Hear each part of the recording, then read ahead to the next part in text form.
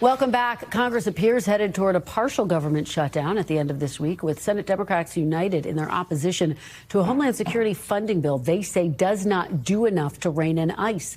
Meanwhile, Senate Republicans are resisting efforts to separate that bill from the larger appropriations package before Friday's funding deadline. Joining me now is Democratic Senator from Michigan, Gary Peters. He is the ranking member on the Homeland Security Committee. Senator Peters, thank you so much for joining us. We really appreciate it. Well, good to be with you. Thank you. It's wonderful to have you. So let's start right there. After this weekend's killing of Alex Pretti, you announced that you would be voting no on this DHS funding bill. So just walk me through the timeline for you. Were you always a no, or was it this incident that happened on Saturday that pushed you to be a no? Well, I certainly had reservations from the get-go on the DHS bill. I believe very strongly that we need to have guardrails in terms of activities that ICE and other DHS folks are engaged in when it comes to being on the street. Certainly, we had incidents that have been incredibly troubling. And then with Alex murder in the streets of Minneapolis on Saturday, it became clear that we need to have guidelines. Certainly, we have to basically ensure that federal agents are basically have the kind of accountability that we expect of our local police force. The kind of actions that we all witnessed, we all watched it on video, and I think all Americans who watched that were troubled and outraged by it. That's simply unacceptable in this country, and we can't continue along that path. We need to put in some meaningful reforms, and now's the time to get Republicans to join us in what should be just the right thing to do. I want to get your reaction to something that Senator Murray said, now not supporting the legislation, but this was last week. Quote, ICE must be reined in, and unfortunately, neither a CR nor a shutdown would do anything to restrain it, because thanks to Republicans, ICE is now sitting on a massive slush fund it can tap whether or not we pass a funding bill. Weigh in on that. Will partially shutting down the government actually achieve what you've just laid out? Well, a couple things. First off, we've got to make sure that we're not shutting down other elements of government that we all agree need to be funded. As you know, there are 5 bills, important bills for labor and health and for the Department of Defense. We all agree on that. That's 95% of federal spending. Those are bipartisan bills. I serve not only as the ranking member on Homeland Security, I'm on the Appropriations Committee. We've worked in a bipartisan way. We need to pass those bills. The House separated them. They just voted on those bills. We can do that in the Senate as well. So far, Leader Thune is not allowing that. And let's, we got to remember the Republicans control the Senate, and this is just a procedural move. What procedure do you use to put votes on the floor? It's very clear we can just vote on the bills we all agree on and accomplish that.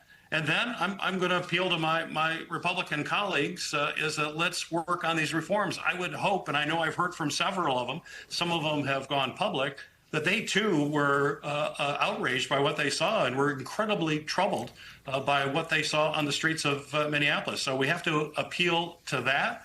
Let's focus on that issue. It's certainly what the American people expect us to do right now. But we're going to need a little time to work through those kinds of reforms. But let's not hold up the rest of government while we work up on reforms that I hope we all agree. And if the Republicans don't, if they insist on just pushing all of these bills together, the shutdown is clearly on them. This is just a procedural issue. There's no disagreement on 5 of those bills that fund 95% of government or more. It's just they have a procedure that don't allow us to do that. So, I'm hopeful. I've talked to a number of my colleagues. We're not there yet, but I hope that saner heads will prevail in the end. And just to be very clear, do you have any actual buy-in from your Republican colleagues at this point as we're having this conversation? Do you think that we are headed for a partial shutdown? Well, certainly, I can tell you that all of my colleagues on the Democratic side, we're not going to be voting for this motion to proceed, which is going to happen tomorrow. There's not going to be I don't believe there'll be any Democratic votes, perhaps a couple, but it's going to be overwhelming response from Democrats, and we're not going to go forward. And it's just unfortunate because we know we could move all the other appropriation bills. But I have, to your question, I've had conversations with Republican colleagues. Many of them are troubled.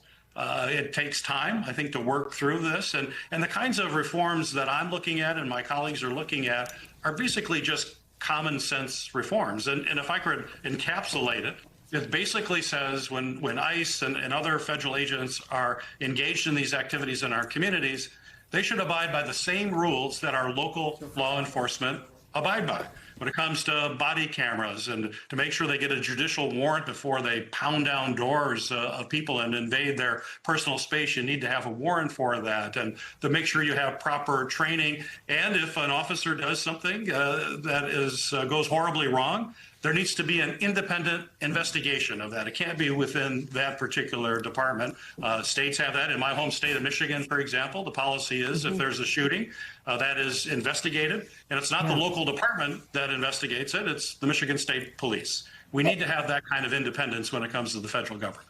Senator, I want to ask you about the leadership that you're seeing right now, and Secretary Noem in particular. You were one of 7 Democrats, actually, who voted to confirm her as Homeland Security Secretary. Do you regret your vote to confirm Secretary Noem? There's no question. I'm incredibly disappointed by what we've seen in actions. I'm ranking member of Homeland Security. I want to have an opportunity to talk to the Secretary. It's important for me to do my job. But if you look at her actions recently, they are impossible to defend.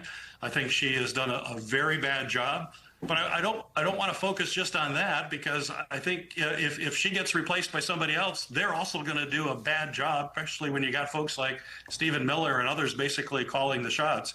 And that's why we need to have meaningful reforms. We have to put in guardrails into the legislation. This has to be in law, so a future Secretary of Homeland Security isn't able to freelance and do horrible things that are terrible and are not what the American people want to see from their Department of Homeland Security. Let's focus on keeping us safe from dangerous individuals, but let's not terrorize people on the streets, and certainly let's not kill American citizens on the street.